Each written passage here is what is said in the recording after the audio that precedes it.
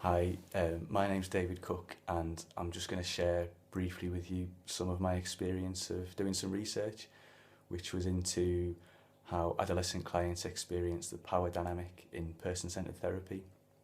I did this while I was training to be a person-centered counsellor, and I went into that training with a desire to create really equal relationships with my clients, and I think a partly misguided desire to minimise my own power in those relationships. But this was challenged for me when I started to work with adolescents on placement. And I felt that some of my clients were really inhibited in the room, and I felt this was to do with the power dynamic between us.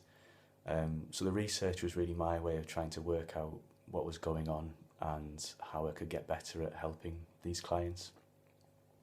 So to explore this, I interviewed some adolescent clients who were in person-centered therapy.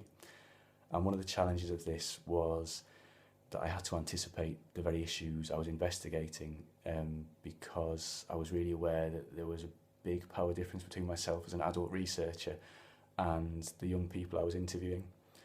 I tried to tackle this partly by allowing them as much control as I could over the interview process. So for instance, giving them control over the recording device, having some creative materials with me so we had a choice of ways to communicate, and letting them know at the outset that there was no right or wrong answers, that it was their experience that I was interested in and they were the experts on this. I was also really aware of the potential vulnerability of the young people I was interviewing and my duty of care towards them. So for example, one of them told me that they were happy for me to use their real name when I wrote up my research instead of a pseudonym. But I didn't do this. I didn't feel happy that they understood all the possible consequences of me doing that.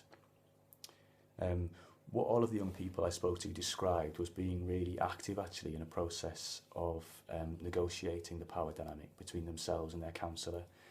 And one of the things that's had a really big impact on my own practice is that that process seemed to involve their counsellors using their own greater power in the relationship, and really putting that at the service of their clients in a way that helped them to be able to express themselves.